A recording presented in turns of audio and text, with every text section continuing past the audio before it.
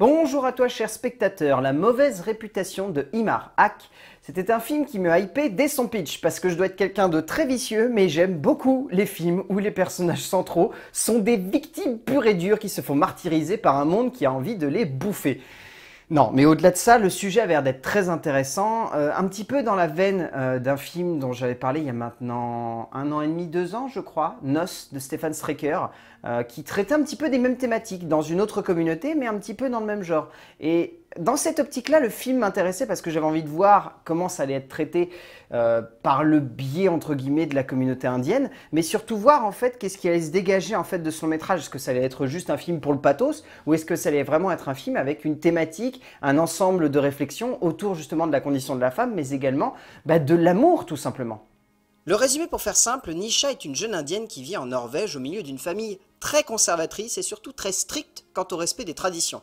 Alors que son père va la surprendre dans sa chambre avec un jeune garçon de son école, la jeune fille va lentement mais sûrement tomber dans une spirale de chaos et de désespoir. Et alors là, alors si vous êtes dans une période dépressive ou en train de vous dire que l'humanité c'est de la merde, je vous déconseille très fortement de voir La mauvaise réputation.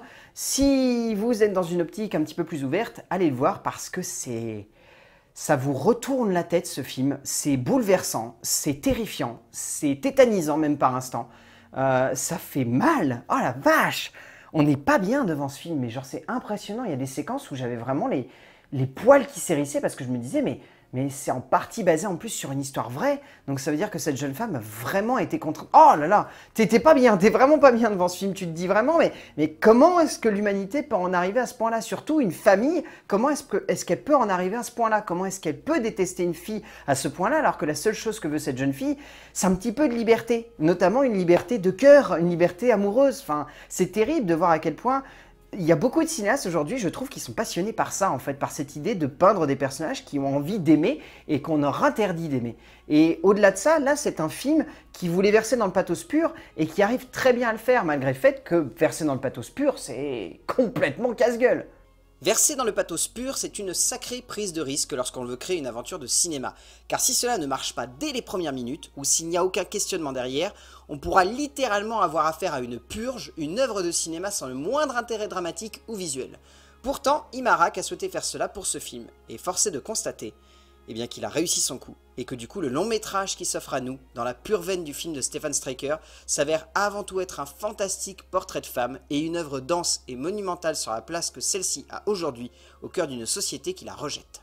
En termes d'écriture, Imar Haq, alors, on pourra trouver le découpage en 3 actes assez facile. Le long métrage est vraiment construit comme une grande tragédie, c'est-à-dire en gros premier acte introduction, deuxième acte développement, troisième acte conclusion. Ça donne un certain caractère au film, ça crée également un découpage qui est beaucoup trop clair en fait. On le voit venir à l'avance et ça fait perdre un petit peu de sa surprise à l'ensemble de la dramaturgie, même s'il y a quelques instants où on a la sensation que le scénario peut basculer vraiment d'un seul coup et que ça peut virer au cauchemar. Déjà qu'on est dans le chaos, si en plus tu vires dans le cauchemar, c'est pire. Mais au-delà de ça, en fait, ce que je trouve très intéressant, c'est le traitement qui est fait des différents personnages. Parce que, notamment, sans trop en dire, le personnage du père a une très belle évolution. Parce qu'il passe presque du stade de bourreau au stade de martyr en choisissant de prendre sur ses épaules la douleur de sa fille. Enfin, c'est très particulier, je vous laisserai admirer ça si vous allez voir le film, mais la manière avec laquelle il construit ça, en fait, Imar Haq, il cherche pas simplement à poser des personnages qui vont rester dans leur case du début à la fin. Il cherche vraiment à les faire évoluer pour placer des situations en fait où le spectateur va constamment être dans la surprise, se dire « Ok, je sais qu'à ce moment-là, il était comme ça, est-ce qu'il va le rester ainsi ou est-ce qu'il va évoluer au fil de l'avancée du long métrage ?» Par le biais de ça, ça pose des idées intéressantes. Cela n'empêche que ça n'arrive pas du tout à exploser les barrières qu'il y a entre ces différents actes, mais ça arrive tout de même à donner quelque chose d'intense, notamment dans le travail de l'émotion. Sans pour autant être parfait, ce scénario a au moins le mérite de pousser le vice du pathos et de l'immersif le plus loin possible, en proposant simplement au spectateur un pitch risqué en termes d'écriture, le seul contre tous. De cette base, Haq ne s'enferme heureusement pas dans une complaisance de la douleur, mais réussit assez justement à questionner le seuil acceptable pour le spectateur en recherchant cette fine barrière, cet instant fatidique où le spectateur pourrait se dire « là, c'est trop ».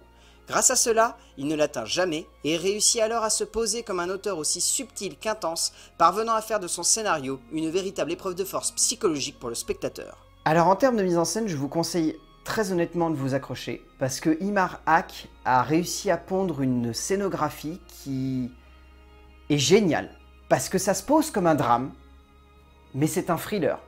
La musique, le découpage, le montage, l'enchaînement des séquences, la manière avec laquelle il choisit de filmer, cette caméra à l'épaule très brute, c'est bête à dire, mais sérieusement, il y avait des moments, j'avais l'impression de voir des relents de Paul Greengrass dans sa mise en scène. Il avait tellement envie, Imar Aq, de pousser l'immersion le plus loin possible dans sa mise en scène, que du coup, le découpage, la musique, l'enchaînement des séquences, le travail en caméra à l'épaule qui va vraiment se coller au personnage, tout ça, ça donne vraiment cette sensation d'avoir une tension qui est constante, qui prend aux tripes et qui nous lâche pas. Et ça crée quelque chose, un sentiment chez le spectateur qui est vraiment abrupt. On a la sensation d'avoir constamment quelqu'un qui nous attrape la gorge, qui nous assire de plus en plus et on n'arrive plus à parler. C'est assez génial de voir ça, à quel point un auteur arrive littéralement à s'emparer d'un style de cinéma pour le dévier, en tirer une autre essence et amener le spectateur du coup dans un retranchement où il ne va pas forcément s'attendre à avoir l'émotion en question, à être générée à l'écran, mais une émotion encore plus brute, encore plus acerbe, encore plus intense. Et là, ça se ressent complètement. Aq, il a réussi non seulement à aborder le genre du drame,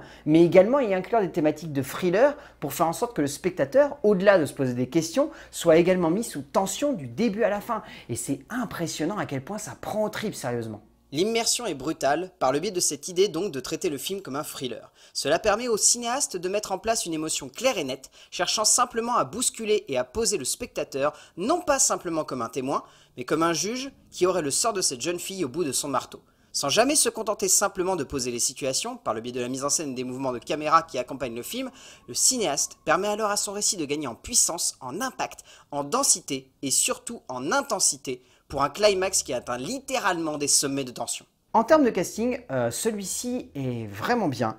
Adil Hussein, qui joue donc le père de Nisha, est vraiment excellent. C'est un très grand acteur indien. Plus habitué d'ailleurs des films d'action, en passant. Mais il est vraiment très bon. Il livre une très belle interprétation. Je trouve également de Rohit Saraf excellent. Shiba Shada, Ali Arfan et Kavali Khanna dans le rôle de la mère. Celle-là, elle joue à merveille. La mère tortionnaire, c'est assez jouissif à voir. En même temps, c'est tellement perturbant.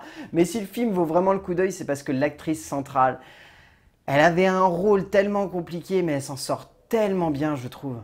Maria Mosda est juste exceptionnelle, et c'est très compliqué d'interpréter ce genre de personnage pourtant, sans tomber dans la caricature, mais elle réussit à merveille à emporter de tout son long le métrage par le biais d'une interprétation saisissante et bouleversante. Au bout du compte, La Mauvaise Réputation, c'est une œuvre qui va vous prendre aux tripes. Oui, c'est rempli de pas mal de petits défauts, notamment cette sensation d'avoir le récit qui est surdécoupé et du coup on voit vraiment les différents actes et les différents événements se mettre en place.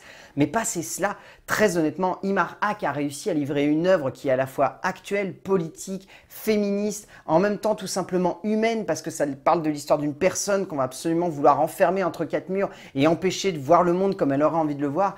Enfin, très honnêtement, c'est un film qui prend aux tripes, qui est intense, qui est violent. Et pour ces raisons-là, La Mauvaise Réputation de Imar Aq, moi je vous conseille de le voir en salle parce que rien qu'en salle déjà ça vous bloque, vous avez la sensation d'être confiné comme ce personnage. Mais le travail en plus qui est fait autour fait de ce long métrage une expérience de cinéma qui est brute, qui est intense et qui vaut le coup d'être vu dans une salle. A plus!